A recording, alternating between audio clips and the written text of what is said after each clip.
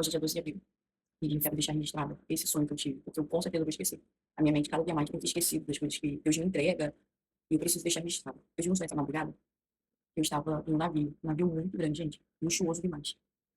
Aparentemente, em viagem em família. Estava eu, todas as minhas irmãs, dentro do sonho. Eu tenho uma irmã mais nova, né? Aí dentro do sonho, ela ia ao banheiro, usava o banheiro. Quando ela saía, ela deixava um carregador dentro do vaso, dentro do navio. E eu falava assim, por que tu fez isso? Eu sempre sou vista como problemática por eu entrar nesses embates, tá? Por eu entrar nesses conflitos na minha família. E eu falei assim, por que tu fez isso aqui, fulano? E ela falou assim, o que que tem a ver? Eu limpei o carregador, não tem problema. Ele meio que estava dentro do carro dele, tava tipo dentro do vaso pendurado, de alguma forma, não consigo lembrar. Mas eu lembro que eu falava assim, cara, por que que tu fez isso? Eu falava assim, isso pode afundar o navio. Eu falava isso. Eu falava, isso pode afundar o navio, você tá louca? Aí ela, nossa, que problema, você tá problematizando isso. Aí eu ia até a minha família, relatava o acontecimento. Tipo, a gente já agora. Eu ia até a minha mãe e falava assim, mãe, cara, fulano de tal fez tal coisa. E isso não é bom, isso vai dar um problema muito grande pra gente. A gente pode correr risco de vida. Só que até aí, eu já estava já alterada, nervosa, brigando, porque eu estava com medo de perdermos a vida. De todos nós perdemos a vida, do navio afundar com a gente dentro. E todo mundo, não precisa disso. Fica tranquila, não é isso tudo. Aí eu ia, gente, começava a chorar, começava a tremer. Ia falar com o pai da minha filha, eu tenho um pai da minha filha que ele mora em Portugal. Só que no sonho ele estava segurando um bebê.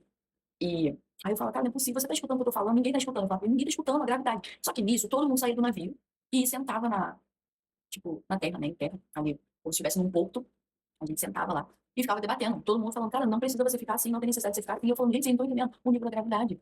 Nisso, simplesmente a gente via por uma câmera que o local onde o vaso ficava, o banheiro, explodia. E explodia, aquele vaso explodia e causava um rombo na parte, né, de baixo do navio.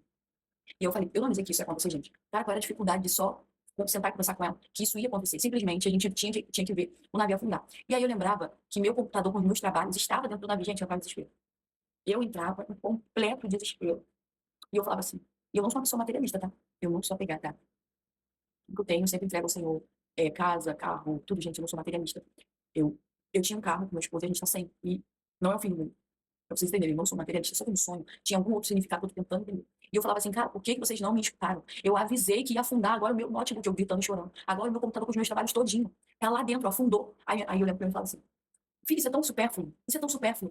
Aí eu falo assim, cara, isso não é por causa disso, é o que vocês estão fazendo com essa garota. Vocês ficam passando a mão na cabeça dela, e tava todo mundo assim, ao redor dessa minha irmã, acolhendo ela, sabe, abraçando ela e acolhendo, tá tudo bem. E eu acho que isso é uma resposta interna do que tem acontecido ultimamente na vida dessa minha irmã, de coisas que ela tem, de caminhos que ela tem tomado. E eu não concordo que todo mundo fica naquele amparo, porque acredita que amparar vai libertar ela disso. E muito pelo contrário, é o que eu acho. Aí mudou a cena. Nisso, eu estava num quintal que não era meu, familiar também, e tinha uma criança, um bebê. Esse bebê simplesmente pegava o meu telefone, me olhava e tacava, puf, na parede. Aí eu olhava assim pra criança e falava, eu já sei quem é que tá aí. Aí a criança estremecia assim. Aí eu levantava a mão e eu falava, no sangue de Jesus. Eu repreendo agora o que foi instaurado na tua vida, o que foi colocado.